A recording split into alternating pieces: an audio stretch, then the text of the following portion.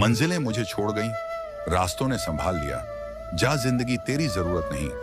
श्री कृष्ण ने मुझे संभाल लिया। सच्चा प्रेम वह होता है जिससे दूर रहने के बाद भी हर पल दिल में उसी इंसान का नाम हो। ना हार चाहिए, ना जीत चाहिए। जीवन में अच्छी सफलता के लिए परिवार और कुछ मित्र का साथ चाहिए। सदैव संदेह करने वाले व्यक्ति के लिए प्रसन्नता न इस लोक में है, न ही कहीं और है। जीवन न कल में है, न आज में है। जीवन सिर्फ इस पल में है। इस पल का अनुभव ही जीवन है। याद रखना, अगर बुरे लोग सिर्फ समझाने से समझ जाते तो बांसुरी बजाने वाला कभी महाभारत नहीं होने देता। किसी जीव को कष्ट देकर तुम मुझे खुश कैसे देख सकते हो? केशव, बस इतना है तुमसे कहना। मैं कहूं या ना कहूं, बस तुम सुनते रहना। चमत्कार उन्हीं के साथ होते हैं जिनके मन में विश्वास होता है। जिंदगी में दो चीजें बहुत महत्वपूर्ण हैं, पहला वक्त और दूसरा प्यार। वक्त किसी का नहीं होता और प्यार हर किसी से नहीं होता। भगवत गीता में लिखा है, इंसान के बर्बाद होने के 6 कारण हैं: नींद, गुस्सा, डर, थकान, आलस्य और काम टालने की आदत। रोशन है मेरी दुनिया तेरी पनाहों में, मुझे सारी उम्र रखना अपनी निगाहों में। जिससे कोई उम्मीद नहीं होती, अक्सर वही लोग कमाल करते हैं। जितना कठिन संघर्ष होगा, जीत उतनी ही शानदार होगी। प्रेम में कोई वियोग नहीं होता, प्रेम ही अंतिम योग है, अंतिम मिलन है। जिंदगी में कभी भी अपने किसी हुनर पर घमंड मत करना, क्योंकि पत्थर जब पानी में गिरता है तो अपने ही वजन से डूब जाता है। अहंकार करने पर इंसान की प्रतिष्ठा, वंश, वैभव तीनों ही चले जाते हैं। विश्वास ना हो तो रावण, कौरव और कंस का अंत देख लो। श्री कृष्ण जी कहते हैं कि जिस व्यक्ति को आपकी कद्र नहीं, उसके साथ खड़े रहने से अच्छा है आप अकेले रहें। सरल व्यक्ति के साथ किया गया छल आपकी बर्बादी के सारे द्वार खोल देता है, चाहे आप कितने ही बड़े शतरंज के खिलाड़ी क्यों ना हो। भगवत गीता में लिखा है, जिस समय कोई समस्या जन्म लेती है, उसके साथ ही उसका समाधान भी जन्म लेता है। जो आपके साथ दिल से बात करता हो, उनको कभी दिमाग से जवाब मत देना। अपने जीवन की तुलना किसी के साथ नहीं करनी चाहिए। सूर्य और चंद्रमा के बीच कोई तुलना नहीं। जब जिसका वक्त आता है वह चमकता है। आपके कर्म ही आपकी पहचान है, वरना एक नाम के हजारों इंसान हैं। दूसरों के साथ कभी भी वह व्यवहार ना करें जो आपको अपने लिए पसंद ना हो। श्री कृष्ण कहते हैं कि मुंह से माफ करने में किसी को वक्त नहीं लगता, पर दिल से माफ करना में सारी उम्र बीत जाती है।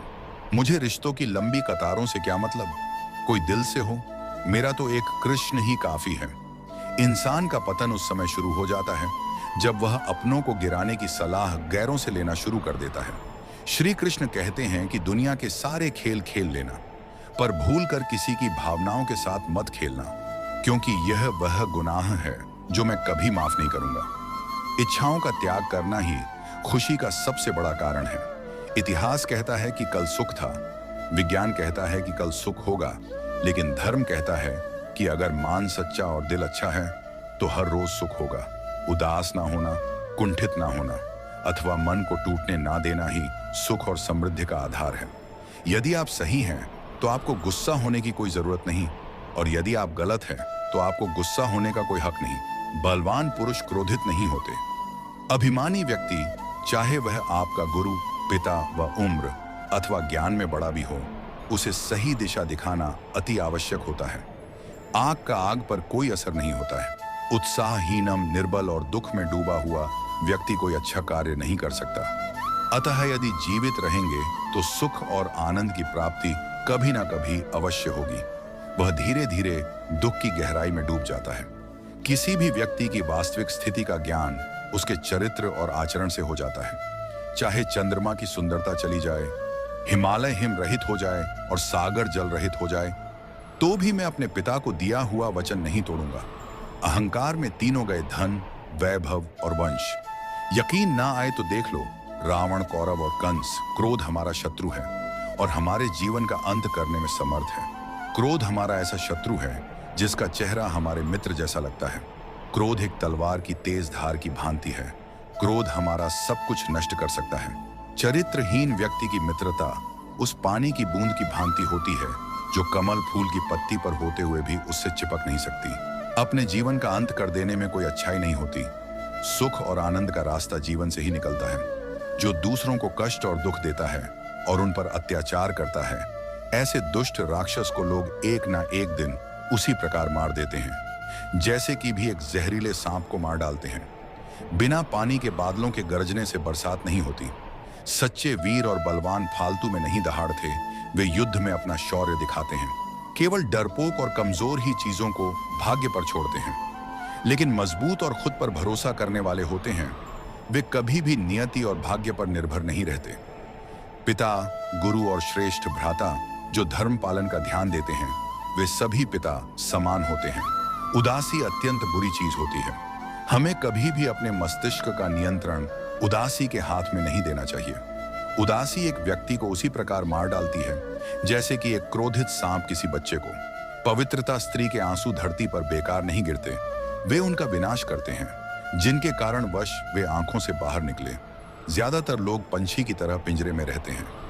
पिंजरे का दरवाजा तो खुला है, लेकिन वह पिंजरे में इतने व्यस्त हैं कि कोई और संभावना उन्हें दिखती ही नहीं।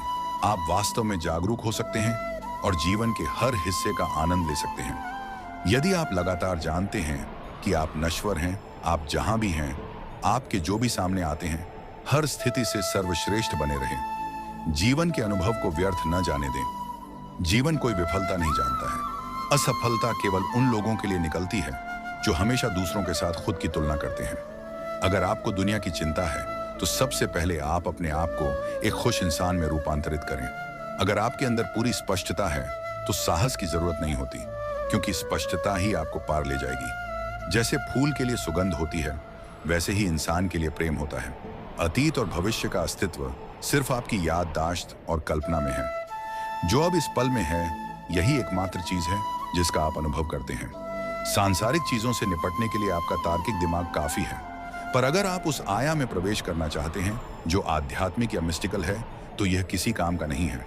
आपका जीवन आपका निर्माण है। भगवान इसके साथ हस्तक्षेप नहीं करता है।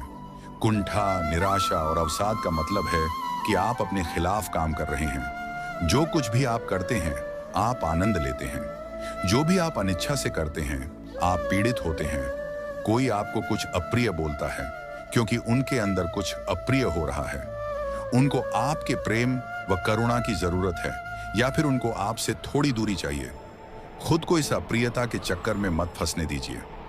हम एक ऐसे युग की ओर बढ़ रहे हैं जहां प्रभुत्व व सत्ता सच्चाई नहीं हो सकती। आने वाले समय में सिर्फ सत्य ही सत्ता होगा, क्योंकि सभी सत्ताओं की पवित्रता पर सवाल उठाए जाएंगे। जब लोग अकेले होते हैं, तब वे आध्यात्मिक बन जाते हैं।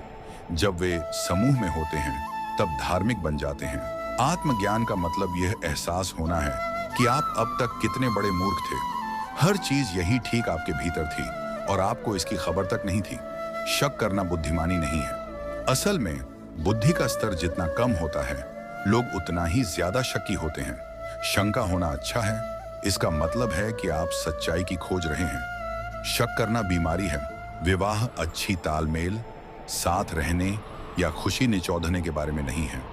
यह इस कदर जुड़ने का एक अवसर होता है जो एक बड़ी संभावना का द्वार खोल देता है।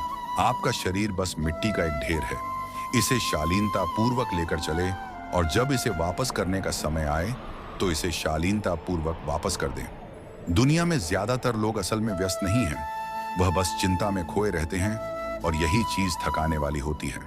अगर आप अपने शरीर, मन और भावनाओं में सही किस्म का माहौल बनाना सीख जाते हैं, तो आपको अपनी सेहत, सुख और आनंद की चिंता नहीं करनी है। आप कितने भी अच्छे कर्म कर लो, लेकिन समाज आपके बुरे कार्यों को ही सदैव याद रखता है। इसलिए लोग क्या कहेंगे, ये सोचने से बेहतर है कि आप अपना कर्म करें। जन्म लेने वाले के लिए मृत्यु उसी प्रकार निश्चित है जितना कि मरने वाले के लिए जन्म लेना। इसलिए इस विषय पर शोक मनाना व्यर्थ है। गीता में कहा गया है, जो इंसान किसी की कमी को पूरी करता है, वो सही अर्थों में महान होता है। तुम्हारे साथ जो हुआ वह अच्छा हुआ, जो हो रहा है वो भी अच्छा है, और जो होगा वो भी अच्छा होगा। आपका जीवन आपका निर्माण है। भगवान इसके साथ हस्तक्षेप नहीं करता है। कुंठा, निराशा और अवसाद का मतलब है कि आप अपने खिलाफ काम कर रहे हैं। जो कुछ भी आप करते हैं, आप आनंद लेते हैं।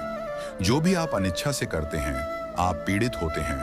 कोई आपको कुछ अप्रिय बोलता है क्योंकि उनके अंदर कुछ अप्रिय हो रहा है। उनको आपके प्रेम व करुणा की जरूरत है, या फिर उनको आपसे थोड़ी दूरी चाहिए। खुद को इस अप्रियता के चक्कर में मत फंसने दीजिए। हम एक ऐसे युग की ओर बढ़ रहे हैं जहां प्रभुत्व व सत्य